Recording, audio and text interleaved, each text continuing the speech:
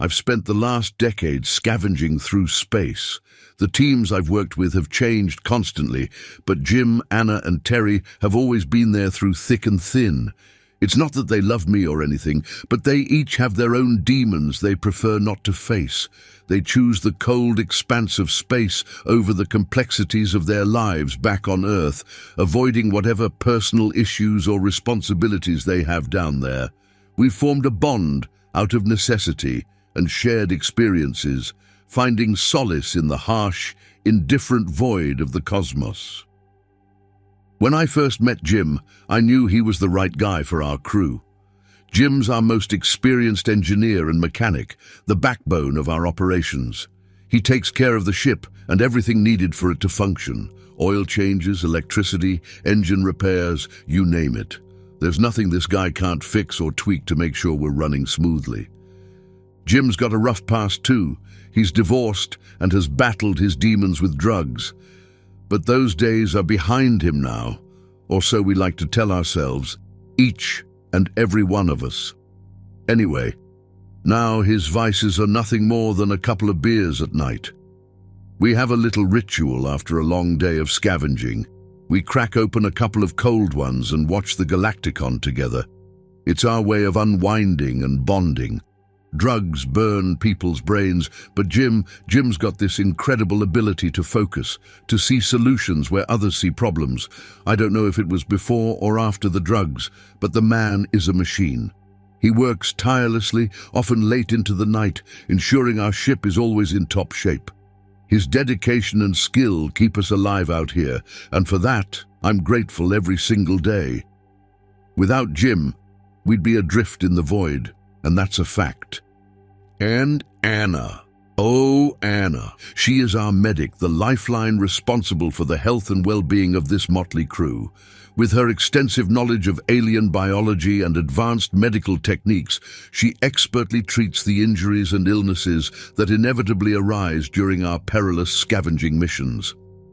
Anna is a sweetheart, her gentle demeanor never wavering even in the most stressful situations.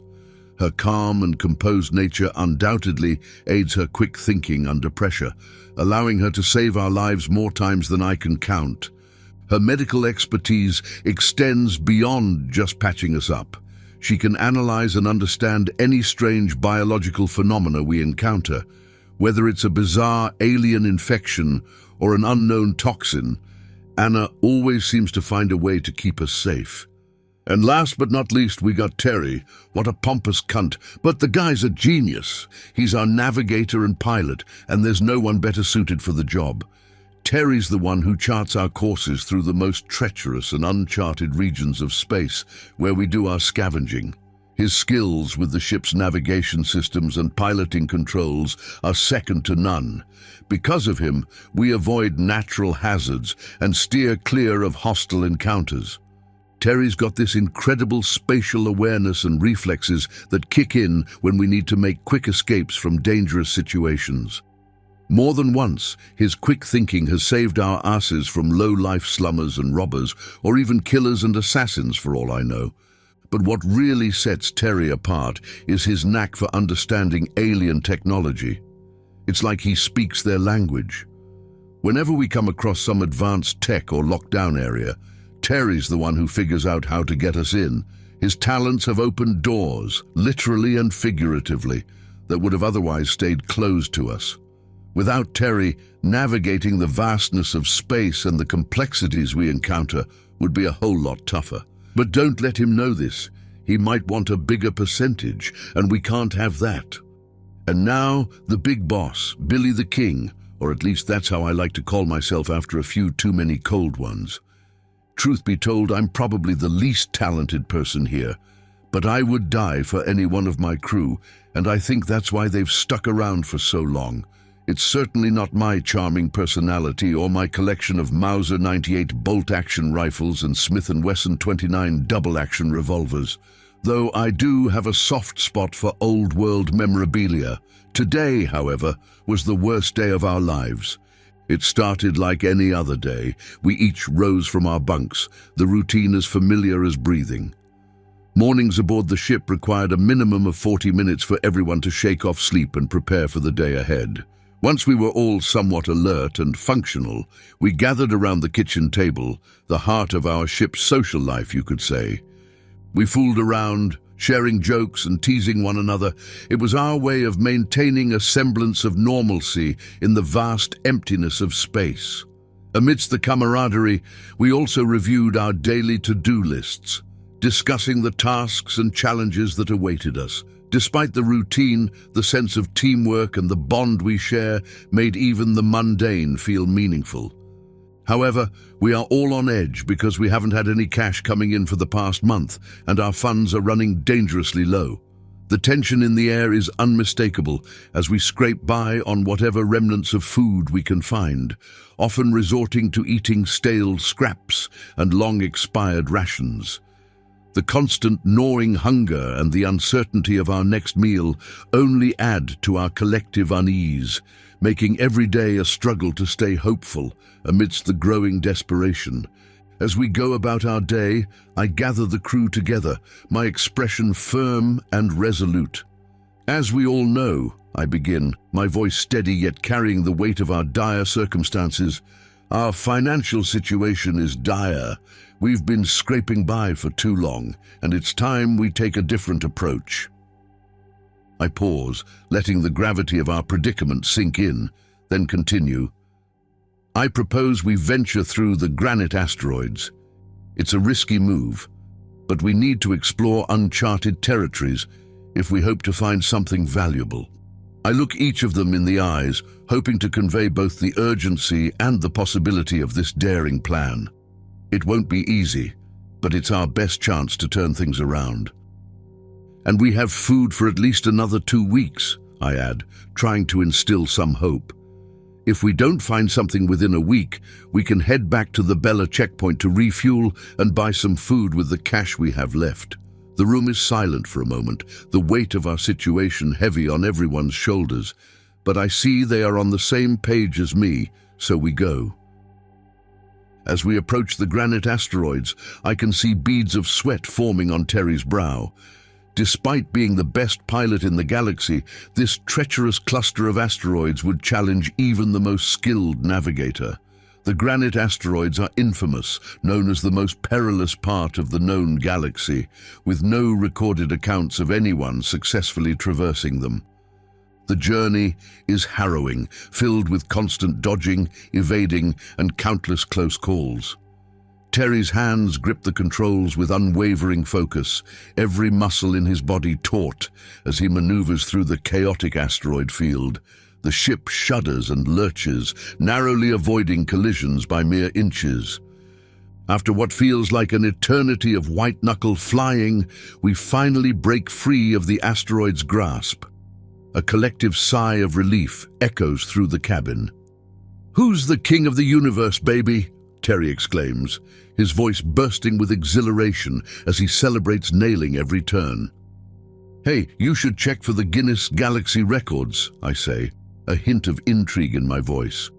Probably nobody has ever done this since we invented F-thrusters and moved out from Mama Earth.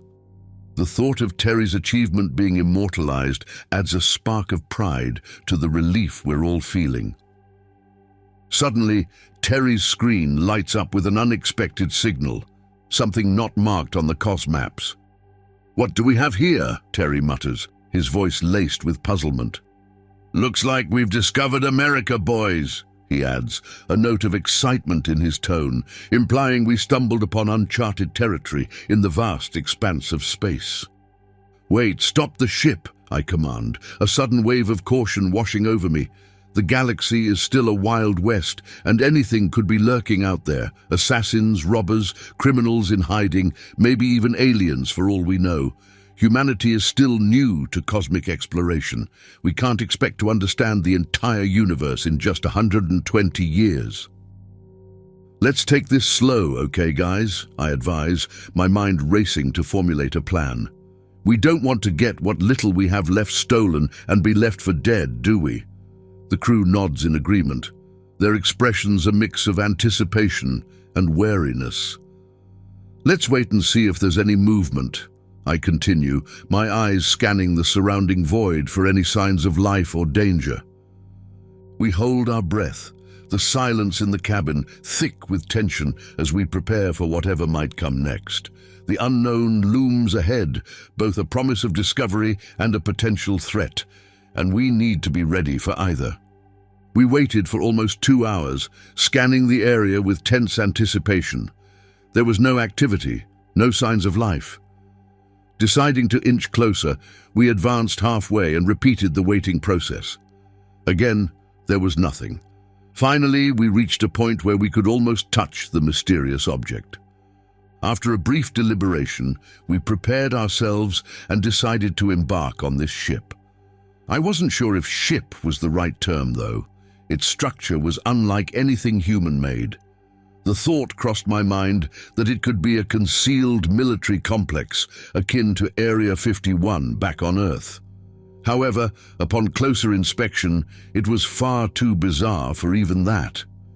We circled the structure for what felt like an eternity, navigating around its strange, alien contours. Despite our thorough search, we couldn't find anything resembling a door. Desperation and curiosity mounting, we decided to land on top of it and see what we could discover up close. As we land, the surface beneath us feels cold and unyielding. "All right, team," I say, my voice steady despite the adrenaline coursing through my veins. "We'll split into 2 groups. Each group will head in opposite directions and meet on the other side. Stay sharp and report anything unusual." Terry and I head east, while Anna and Jim take the west side. The alien structure looms around us, its bizarre architecture making every step feel like a venture into the unknown. The silence is thick, broken only by the occasional static of our communicators. "Do you see anything, Jim?" I ask, scanning the surroundings on my part. "Nothing yet," Jim replies, his voice a mixture of curiosity and tension. We continue our trek, the ship's surface an endless expanse of strange, unidentifiable material. After what feels like an eternity, Anna's voice crackles through the comm. "Hey, I found something. It's a black sphere, unlike anything else we've seen." "Hang tight, we're on our way," I responded, picking up the pace. The black sphere stood out like nothing else. It could only be seen from up close. That's why we couldn't see anything from our ship, an enigmatic presence against the alien backdrop. "What do you make of it?" Terry asks, his brow furrowed. "I don't know," Anna admits, "but it feels important." "Let's see if we can figure it out," I say, stepping closer. The sphere is smooth, almost seamless, with faint, intricate patterns etched into its surface. "Careful, guys," Jim warns, eyes wide with a mix of caution and excitement. "We'll be fine," I assure him, though my heart races with anticipation. "All right, everyone, let's see if we can pick this lock and open this thing, wherever the door might be." We try various methods to interact with the sphere, but nothing seems to work. Frustration sets in, and we start considering giving up when Terry, known for his Guinness Cosmic Record-level observational skills, suddenly speaks up. "Guys, check this out," he says, his voice tinged with curiosity. We all turn to see what he's found. "What is it, Terry?" I ask, stepping closer. "There's a slight indentation here," he points out, his finger tracing the barely visible depression on the sphere's surface. "Maybe it's a hidden button." "Only one way to find out," Anna says, eyes wide with anticipation. Terry takes a deep breath and presses the indentation gently. The sphere emits a soft hum, the intricate patterns on its surface beginning to shift and rearrange. Suddenly, it detaches from the wall and floats in midair. We watch in awe as it projects a holographic interface with symbols and controls. "Well, that's something you don't see every day," Jim mutters, his voice a mix of awe and apprehension. Following a hunch, Terry begins manipulating the holographic controls, his fingers moving deftly as he aligns the symbols in a specific sequence. "Let's hope this works," he murmurs, his concentration intense. With a final tap, the entire ship shudders and a hidden door slowly slides open, revealing the dark interior of the ancient vessel. "Looks like we've got an entry," I say, trying to mask my excitement with a calm demeanor. "We're really going in there?" Anna asks, her voice wavering slightly.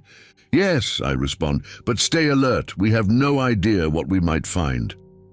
Flashlights in hand, we prepare to enter the ship, the beams cutting through the thick darkness.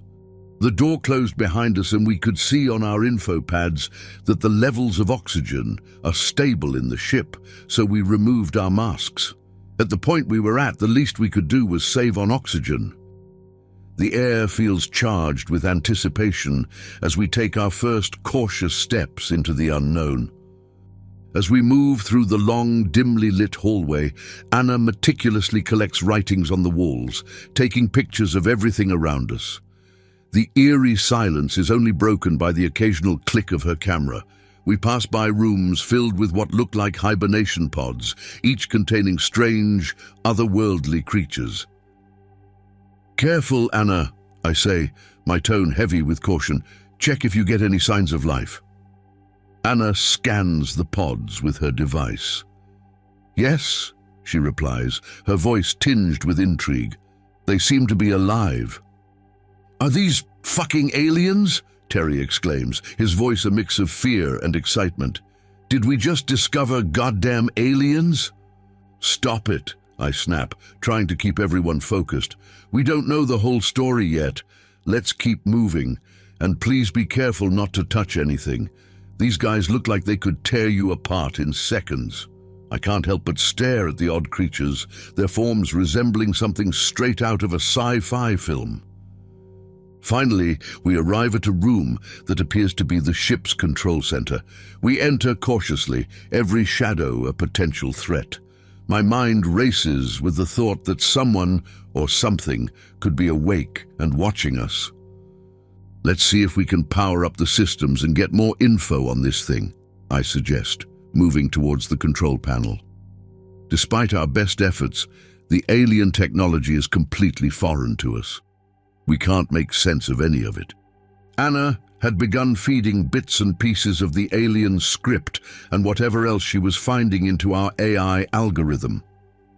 "It'll take some time for the AI to learn and decipher this," she says, focused on her task. "At least an hour or two, given our limited knowledge base." "All right," I reply, nodding. "Everyone stay alert. This place could hold more surprises than we're ready for." Jim fiddles with the holographic controls, trying various combinations. Suddenly, something clicks. "I think I activated something," Jim says, his voice uncertain. Moments later, a distant clank echoes through the ship, followed by a hiss like something unlocking. "What was that?" Terry asks, his eyes wide with curiosity. "We better check it out," I say, nodding towards the source of the sound. "Jim, Anna, you stay here in the control room. Keep working on deciphering the systems." "Terry, you come with me," I said as I patted him on the back firmly. Terry and I head towards the noise, moving cautiously through the dim corridors. We reach a room where the sound originated and find 7 empty pods, their surfaces gleaming ominously under our flashlights. It seems that Jim's actions inadvertently sent a surge of energy through the ship, reactivating the hibernation pods. Anna continues working with the AI, her fingers flying over the interface. "Got something," she says, her eyes scanning the decoded text. "Ben, you need to hear this. The ship's writings indicate this is a prison." "What?" I respond, my heart pounding. "Are you sure?" "Yes, it's clear. This place was designed to contain prisoners." My mind races as I look around the corridor, realization dawning. "Jim, Anna, close the door to the control room immediately," I shout into the comm. "The noise from earlier. We must have released them. Look, Terry and I have been following their footsteps. They're heading towards you," I said with a voice of desperation. "Jim, we need to seal this door now." I can hear her saying through the comms. Jim, catching the urgency in her voice, moves quickly to the control panel. I'm on it, he says, fingers flying over the controls, using the AI to translate and go through the tedious process of finding the option for closing the door. I turned off our comms. Terry and I rushed back towards the control room, the shadows around us feeling more menacing with every step.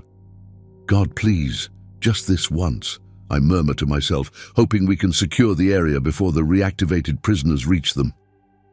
When we reached the control room, the door was closed, but my mind was racing, fearing the alien prisoners might still be nearby, ready to ambush us. I checked in with Anna on our comms, but there was no response. Anxiety gnawed at me. We swept the area to ensure no aliens were lurking. It seemed they had gone elsewhere. Finally, the door to the control room opened. Anna stood there, visibly shaken.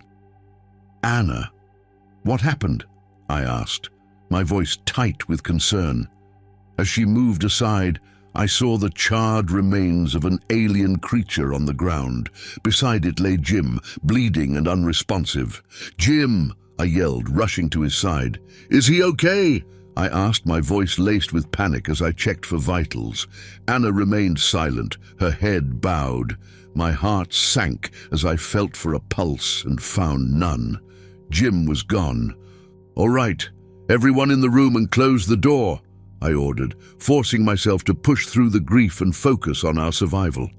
I had to make the best of the situation and prevent any more deaths. "Anna, what happened?" I asked again, more gently this time.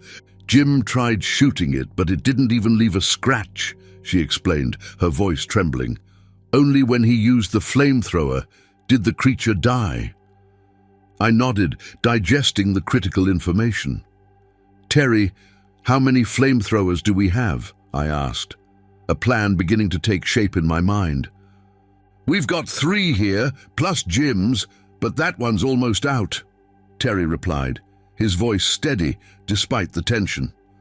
"That's fine," I said, my resolve hardening. "We're going to need as much firepower as we can get." With the flamethrowers gathered, I turned to the crew, determination in my eyes. "We're not losing anyone else. Let's make sure we're ready for whatever comes next, okay?" "Okay, so we need to lure them here somehow," I said, looking around at the crew. "They probably want to set their buddies free as well." Terry nodded, determination in his eyes. "Let's turn this room into a death trap." We worked quickly, setting up flamethrowers and motion sensors. "Anna, make sure the flamethrowers are positioned just right. We need them to roast anything that comes in," I instructed. "Got it," she replied, adjusting the equipment. Once the trap was set, we left the door open and moved to the closest room, which had no pods and looked unimportant. "This should be a safe spot to monitor and activate the trap," I said, peering out cautiously. Terry checked the sensors. "Everything's ready. Now we wait." Minutes dragged on like hours. Finally, we heard the unmistakable sound of footsteps approaching. "They're coming," Anna whispered, her voice tense. Through the crack in the door, we saw them, a group of aliens moving cautiously. "Wait for it," I muttered, heart pounding. The aliens hesitated at the entrance, but then began to enter one by one. "Now!" I whispered urgently. I hit the button to close the door, trapping them inside. "Terry, ignite them," I commanded.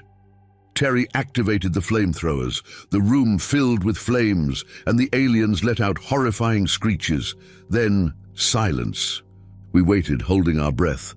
"Let's check for survivors," I said, grabbing Jim's flamethrower. The door slid open, revealing charred remains. "No survivors," Terry said, relief evident in his voice. "If anything, we overdid it. They're burnt to a crisp. We need to get out of here," I said. "Now." We gathered our gear and bolted, fear driving us like a pack of fast zombies were on our heels. "It's there, I see it," Anna shouted, pointing. "The door, that's where we entered." We put on our masks, ready to exit, when a sudden blow to my stomach knocked the wind out of me. I nearly blacked out, but managed to stay on my feet. The biggest alien of them I'd seen stood before me, clearly left behind to guard the exit. "Guys, run!" I commanded, struggling to catch my breath. "I'll take care of this asshole and meet you at the ship." Anna's eyes blazed with determination. "No, we won't leave you, Bill. We'll kill this bastard together," she insisted. "They killed Jim." I had never seen Anna with such high resolve before. Her eyes blazed with determination and fury. Despite this, I knew I had to send them to the ship. I couldn't bear the thought of losing anyone else under my watch. The guilt would consume me. I would rather die than let that happen. "I have Jim's flamethrower," I said, trying to sound confident despite the fear gnawing at me. "I'll be fine. You go and get the ship ready and wait for me." My voice was firm, leaving no room for argument. I finally saw them open the door and leave, their figures disappearing into the corridor. The creature, distracted by their escape, turned to pursue them. Seizing the moment, I shot it in the back. The bullet had no effect, merely drawing its attention. With a furious roar, it whirled around to face me, its eyes burning with rage. As it advanced, each step heavy and menacing, I pulled up Jim's flamethrower and fired. A burst of flames erupted, but the creature swiftly moved to the right, evading the worst of it. Desperately, I swung the flamethrower in its direction, but the fuel gauge dropped to 0. The last remnants of fire licked at the creature, scorching its skin, but it wasn't enough. The creature emerged from the flames, still very much a threat, and I was left with an empty weapon and rising dread. Suddenly, a searing pain shot through my legs before I even realized what had happened. The creature had struck me with its tail, sending me flying to the end of the corridor. I crashed against the wall, gasping for breath. My vision got blurry. I couldn't see a thing. With a blurry view, I saw the creature advance toward me, its eyes fixed on me with predatory intent. I fumbled for my gun. My hands trembled as I aimed and fired, but the bullets seemed to bounce off its tough hide, barely making a mark. Desperation surged through me as I tried to target its eyes, hoping to find a vulnerable spot. My aim, however, was shit, and each shot went wide. I stood up, balancing precariously on my one good leg, and hobbled as fast as I could toward the control room, with the creature behind me taking its time. Each step sent a jolt of agony through my injured limb, but desperation drove me forward. I hoped that there might be some fuel left in the flamethrowers, though deep down I knew they were empty, and one had even exploded. But in that state, I clung to anything I could find, even if it was fantasy, just to find something other than the dwelling of desperation. Fear was washing over me in waves, as if I were a bunny trapped in a cage with a ravenous wolf. My mind raced and I couldn't think straight. The sheer terror of the situation clouded my thoughts. The sense of hopelessness was overwhelming, gnawing at my resolve with every agonizing step. As I reached the control room, the creature's claws suddenly latched onto my suit, tearing my oxygen mask away and hurling me across the room. I slammed into the far wall, gasping for breath as the wind was knocked out of me. Adrenaline surged through my veins, momentarily overriding the searing pain and crippling fear. I quickly assessed my situation. The ship still had a breathable atmosphere, so the loss of my oxygen mask wasn't an immediate concern. Given the dire circumstances, getting back to my ship seemed increasingly unlikely, rendering my oxygen tank useless. My mind raced with the reality of my predicament, fueling a desperate resolve to survive. I looked around me, my eyes darting frantically for anything that could help. The can of fuel that had exploded was still burning. In a surge of adrenaline, I grabbed the can, the heat searing my hands, and hurled it at the creature's face. The fuel ignited, engulfing the creature in a fiery blaze. It let out a deafening screech, thrashing wildly as it tried to extinguish the flames. Seizing the moment, I crawled as fast as I could toward the door, every movement driven by sheer desperation. I reached the 2 remaining flamethrowers and grabbed them, my fingers trembling. Quickly, I closed the door to the control room and I checked for fuel, my heart pounding in my chest. My hopes plummeted as I realized both flamethrowers were empty, their gauges registering 0. I heard a thumping sound coming from the control room door. The creature was trying to get out but couldn't find the button to open it. I realized I must have blinded it when I threw the fiery oil on its face. Despite the agony in my leg and the weight of my injuries, I forced myself to move towards the exit door of the ship.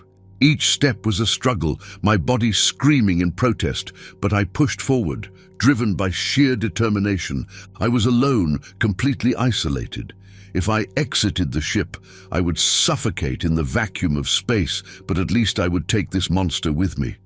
I found a grim sense of peace in that thought, accepting it as a fitting end. With every painful step, I steeled myself for what was to come, ready to face my fate head-on. The creature finally managed to open the door of the control room somehow, and I heard its heavy footsteps pounding towards me. Panic surged through my veins, and I knew I had to pick up my pace. Despite the searing pain in my leg and the weariness weighing me down, I forced myself to move faster. I imagined the creature relying on its sense of smell to track me, even if it couldn't see. But there was no certainty it was completely blinded, so I couldn't take any chances. Each step was a desperate effort, my heart racing as I pushed through the agony, driven by the primal instinct to survive. The sound of the creature's pursuit grew louder, spurring me to keep moving, to outrun the nightmare that stalked me. Suddenly I heard thumping footsteps, 1, 2, and before I could even turn around, a powerful blow struck my back, sending me flying forward. The impact was like a freight train, and the pain was immeasurable, a searing agony that consumed my entire being. I crashed to the ground, the wind knocked out of me, every nerve screaming in torment. At that moment, I thought this was the end. Without even reaching the exit door, this was how I would die. Helpless and alone, I lay there, unable to move an inch. My body refused to respond, paralyzed by pain and fear. I could only wait, dread filling every second, anticipating the monster's claws tearing me apart. It felt like a nightmare, one from which I couldn't wake, the darkness closing in as the creature approached. I could hear it getting closer, its angry, ragged breaths echoing through the corridor. The sound sent chills down my spine. It came closer, and I felt its hot, fetid breath on my skin as it sniffed me out. I forced myself to look at its face and saw that I had indeed blinded it. But it didn't matter. As soon as it pinpointed my location, it struck. With terrifying speed, it bit down on my hand, severing it instantly. The pain was unimaginable, a white-hot explosion that tore through me. I screamed, a primal, desperate sound that filled the air. The creature spat out my severed hand, its head turning towards me again, driven by an insatiable anger. As it lunged closer, its claws brushing against my back, the exit door suddenly slid open. The sudden noise and light created a momentary distraction for the creature. I looked toward the door and saw a man shouting, "You get the hell away from him, you damn freak!" It was Terry's voice. A surge of relief and shock washed over me, a miraculous reprieve from the terror. As the monster turned towards Terry, I tried to call out, to warn him, but I was too weak to make a sound. Then, all of a sudden, a torrent of scorching flames erupted, the light so intense I had to close my eyes. The creature's anguished screeches filled the air, a horrific symphony of pain and fury. When I dared to look again, Terry was relentlessly pouring flames onto the creature, his face set with grim determination. The fire roared, and the beast howled like a ravenous demon, its cries growing weaker until they ceased altogether. Terry continued to unleash the inferno, intent on ensuring the monster was melted. "Sorry I couldn't get here sooner, Bill," Terry said, his voice strained with guilt. "I couldn't find the combination to open the door as easily as the first time. I had to go back and get Anna's AI bot to help." His voice trailed off, disheartened and filled with remorse. "It's not your fault," I murmured, using all the strength I could muster. Terry knelt beside me, his face a mix of relief and sorrow. He quickly grabbed my arm, expertly stopping the bleeding with a makeshift tourniquet. The pain was intense, but his determination was a balm to my panic. He injected me with an energy shot, the sudden rush giving me a flicker of strength. "Here, drink this," he urged, pressing a water bottle to my lips. The cool liquid soothed my parched throat, bringing me a moment of clarity. "I'll be right back," Terry said, his voice firm. He dashed to retrieve another oxygen mask. The sound of his footsteps echoed in the corridor, each step a promise of hope as we prepared to escape this nightmare. Later on, I woke up in our emergency room, the sterile smell of antiseptic filling my nostrils. Soft light filtered through the small window, casting gentle shadows on the walls. I looked down to see that Anna had expertly patched me up, bandages covering my wounds with meticulous care. The pain still lingered, a dull ache that reminded me of the ordeal, but the relief of seeing familiar surroundings was overwhelming. Anna sat beside me, her eyes tired but relieved. "You did a great job," she said softly, her voice a comforting balm. I managed a weak smile, grateful for her presence. "Thank God you all survived," I whispered, my throat dry. "Me surviving. Well, that's just a bonus." I let out a shaky breath, the weight of my near-death experience pressing on my chest. I had faced death, stared it right in the face, and lived to tell the tale. The enormity of it was almost too much to comprehend. Survivors don't just walk away from something like that unchanged. But as I lay there, pain and all, I felt a profound sense of relief. I was alive, and so were they. That was all that mattered. We had witnessed things that day that would drive most people to madness if they knew such horrors existed. As we pieced together the data we had deciphered, a picture of a long-lost solar system emerged. These creatures were prisoners, forgotten and abandoned in the depths of space as their own solar system was destroyed. Despite their monstrous appearance and primal instincts, they had possessed a rich culture, language, and scientific knowledge. They were us, just in different meat suits. They had achieved so much, even though they looked like nightmares to us. Come to think of it, humans are the same, especially in prisons, where people with the most basic instincts end up.